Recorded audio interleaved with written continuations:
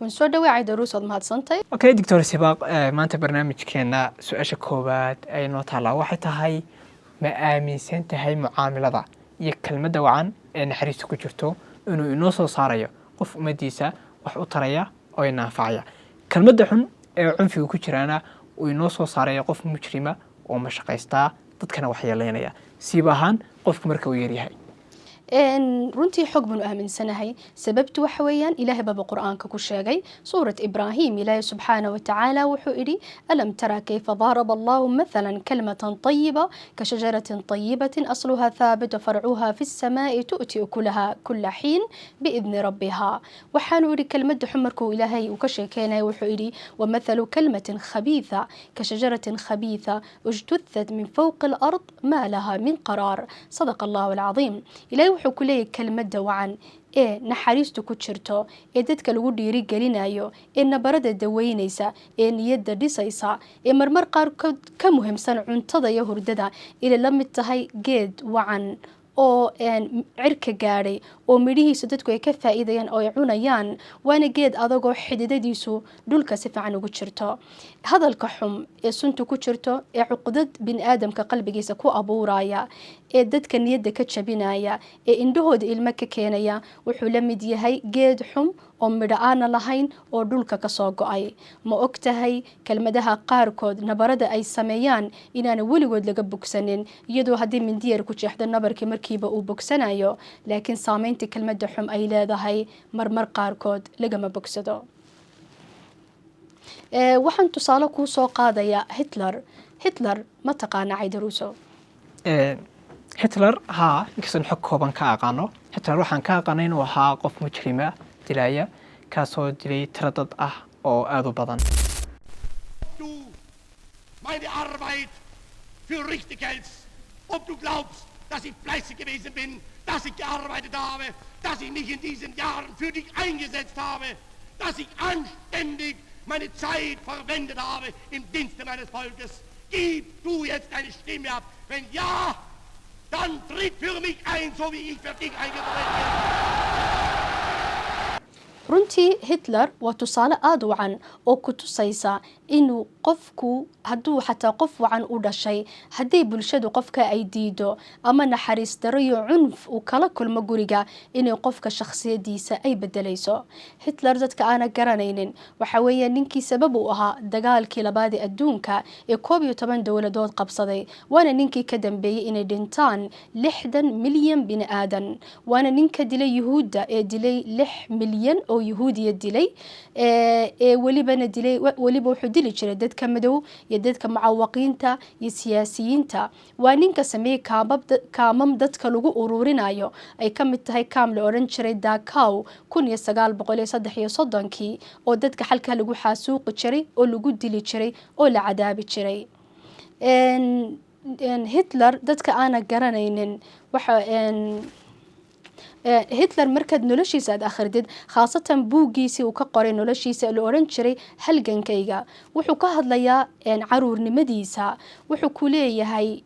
anigu berigan yara aabbahay si xum ayuu ii dili jiray mar uu ka sheekaynay aabihii siduu u dili jiray wuxuu yidhi suunka intuu ila dhaco ayay hooyadayna albaabka daba istaagi jirtay iyadoo ooyeysa aniguna waan is adkayn jiray mar waxaan tiriyey suunka inta jeer uu ila dhacay in ahayd 32 jeer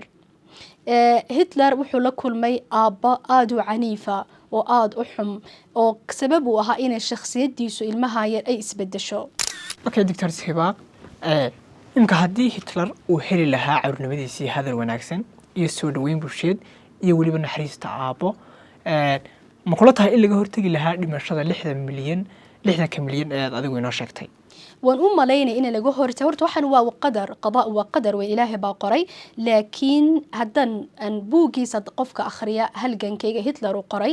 ee taariikhda dib ugu noqda wuxuu arkayaa inuu hitler shakhsiyad aad u cajiib lahaa oo laba wajiya ninkaasu markuu yaraa umuu dhalan qof cadawa ama mujrima umuu dhalan laakiin marka taariikhda lagu noqdo waxa ka dambeysay duruufta adag uu soo maray iyo waalid bila arxan oo dili jiray iyo bulshada oo diiday ayaa ka dambeysay inuu qofkan xum ee mujrimka inuu noqdo maxaad ku cadeynaysaa dr Sibaq inuu hitler u dhashay markiisii hore qof naxariis badan oo ay bedeleen hadaladii xumaa iyo mucaamaladii uu kala kulmay bulshada kana dhigeen mujribkan aad hadda inoo sheegtay san kuugu sheegay Caydaruus qofka buugiisa halgankayga akhriya ama taariikhda ku noqda marka laga hadlo caruurnimadiisa iyo dhalinyaradiisa Hitler wuxuu ahaa qof jecel inuu wax sawiro ama fanaan buu ahaa marka sawiro aad u qurux badan ayuu sawiri jiray markuu yaraa taasba sabab ugu noqotay inuu xarayo kulliyadda fanka iyo suugaanta uu noqdo horto qof wax sawira ayuu doonay inuu noqdo laakiin barigaas kulliyadda fanka iyo suugaanta waxa lagu talagalay dadka lacagta haysta ama caruurta ganacsiga marka isaguna bariga agoon buu ahaa aabii wuxuu dhintay isagoo 14 jira oo macaawanaad iyo lacag ayuu ka qaadan jiray dawladda sababtaas ayaa marka la ogaaday inuu yahay qof agoon ayaa jaamacadaas ay diido ay eriday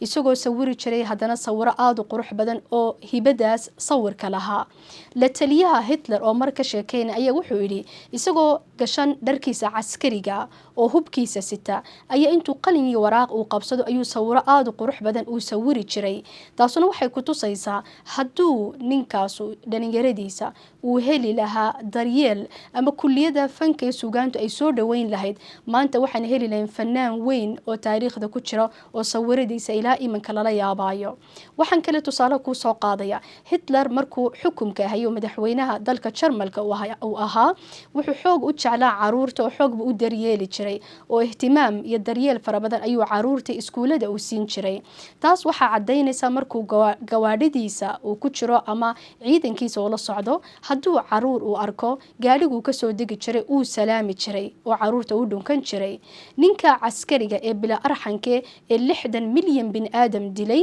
wuxuu dhisay waqtigu xukunka uu hayay 22 iskuul ayuu ka dhisay meelaha danyarta ama faqiirka ah waxa kale jirta sheeko kale oo caano oo buugiisa lagu qoro dadku ay ka sheekeen ama taariikhdu uu sheego waxa la ilaaha habsankii beertii baradhada habsanka beerta baradhada isagoo maalin ciidankiisa la socdo oo gaariga korsan oo ku socday shir aad u muhiim ah ayaa wuxuu arkay inan yaro beer baradho lagu beerayo dhex taagan oo ku dhex ciyaaraysa intuu gaadhigiisa ka soo degay inantii reed wuxuu ku yiri may garanaysaa markaas wuxuu ku tiri maya markaas baxuu sameeyay inantii reed buu dhunkaday oo beertii uu la beerayay oo wuxuu ilaaway in shir jaraadeed la sugayo iyo ciidankiisa gawaadhidii taagneed ayuu ilaaway oo beertii uu inantii reed la beerayay Hitler wuxuu ahaa qof aad u naxariis badan oo shacabkiisa xoog u jecel markuu madaxweyne uu noqday ayaa wuxuu ugu ballan qaaday shacabka Jarmalka inuu u sameynayo gaadhi raqiisa oo family car oo reer koran loogu talagalay taas baa ugu wacnayd shirkadda gawaarida bariga jiri jirtay Volkswagen inay sameyso gaadhi layla Beatles gaadhi yar oo loogu talagalay familiga waxa kori kara 5 qof waana economic lacag yarna waa laga qaadi jiro hafta shacbiga waxa loo bixiyay gaadhigii shacbiga maalintii la daahfurayay gaadhigaas isaga ayaa kaxeeyay oo dadka u daahfuray gaadhigaas shacabka Jarmalka oo dhan baa kaxayn jiray isagoo ku caawinaya familiga iyo culayska dhaqaalahana ka qaadaya Hitler wuxuu sameeyay heer uu shacbigiisa u jecel u naxariisan jiray wuxuu sameeyay roodhida iyo caanaha bilaash baa looga dhigay shacabka wuxuu aaminsanaa cunto fiican oo nafaqo leh hadduu shacbigiigu u cuno waxay ii soo saarayaan askar xoog weyn oo caafimaad qabta oo si fiican u dagaalamaysa taasba ku macnaynaysa sababta shacbiga Jarmalku iyo ciidankiisu ay xoog u jeclaayeen Hitler isagoo dhaqaale iyo tacliin iyo nolol wacan siiyay haddaba tusaalaha ugu cajiibsan ee ku tusaysa inuu u dhashay qof naxariis badan waxa ka sheekeynaya doctorka familiga oo la oran jiray Edward Bloch wuxuu ahaa nin Yahuudiya waa ninka daweyn jiray Hitler hooyadii Hitler waxa ku dhacay kansarka naasaha ayaa ku dhacay isagu markuu ogaaday inuu kansarka hooyadii uu ku dhacay ayaa wuxuu qaadan jiray iskuul buu dhigan jiray iskuulkii buu ka tagay oo gurigu fadhiistay si hooyadii u daryeelo isagoo 18 jira ayaa guriga isaga nadiifin jiray cuntada karin jiray walaashiisa yare 7 jira oo la oran jiray Paula isaga daryeeli jiray hooyadii xataa markii ayaamaheedii ugu dambeysay nolosha xanuunku ku batay qolkuu la seexan jiray, qacantuu qaban jiray, sheekooyin buu uga sheekeyn jiray, marna sawiruu u sawiri jiray. hooyadii waxay dhimatay isagoo 18 jira. maalintuu ay dhimatay xoog buu ooyay. Doktoorka Yuhuudiga daweyn jiray hooyadii ayaa wuxuu yidhi noloshayda man arkin qof saameyn ay ku yeelatay dhimashada waalidkiisu siday saameyn ugu yeelatay Hitler. dhimashada hooyadii adhaxday ka jabisay oo murugo badan iyo cadho badan ayay kaga tagtay. Hitler markuu ka sheekeynaya maalintii hooyadii ay dhimatay wuxuu yidhi waxay ahayd maalintii noloshayda ugu xanuunka kulul ay ahayd, xataa wuxuu gaadhay heer inuu gabay u tiriyo. waxyaabaha kale laga sheegaya waxaa lagu leeyahay xataa xafiisyadiisa madaxtooyada iyo xafiis kastoo fadhiisto waxaa ku dhijisnaan jiray gidaarka sawirka hooyadii. waxyaabahaas waxay ku tusaysaa inuu Hitler u dhashay qof naxariis badan oo duruufta iyo cunfiga aabihii iyo naxariis daradu bulshada kala kulmay inay sabab u noqotay inay naxariista qalbigiisa ay ka masaxdo uu isu bedelo qof mujrima oo dadka dilaya. masha Allah Dr. Sibaaq su-aashan ku diinaya waxay tahay ugu dambaysaa waa maxay fariinta guud ee aad ku gudbinayso xalqadan maadaama aad inaga soo shakeysay yani inaanu Hitler u dhalan xaaladdu ku jiray mujrimnimada ahayd ee bila naxariista ahayd ee u dhashay naxariis dadka maxaad ugu gudbinaysaa xalqadan faa'iido ahaan? waxaan oran lahaa fariinta ugu dambaysan bulshada u gudbinaya waxa weeyaan Dr. Harry Mills oo ka hadlaya Hitler ayaa wuxuu yidhi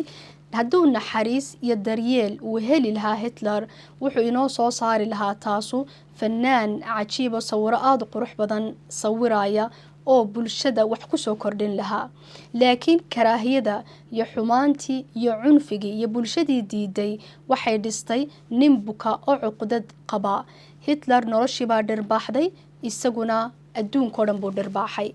إلهينا سبحانه وتعالى وحوري يا أيها الذين آمنوا لا يسخر قوم من قوم عسى أن يكونوا خيرا منهم. إلهي سبحانه وتعالى وحوري dadka caayin ama hadal xum yani ku oranin. aad bay muhiim u tahay inuu qof kasta dareenkiisa ilaalisid oo niyadda aad u dhistid oo hadal wacan markas aad ku hadashid oo naxariis leh. waxaanad xasuusataan kelmadda tayyibada waa sadaqad, mucaamalada wacana dadka aad kula dhaqmaysidna sabab bay u noqon kartaa inaad jannada gashid. Dr. Sibaaq aad baad mahadsan tahay. waxaan halkaa kusoo gabagayn doonaa xalqadeennii maanta aynu kaga hadlaynay hadalka wanaagsan iyo saameynta uu ku leeyahay qofka yar. aad baad mahadsantahay Dr. mahadsantahay Aidarus. Thank you.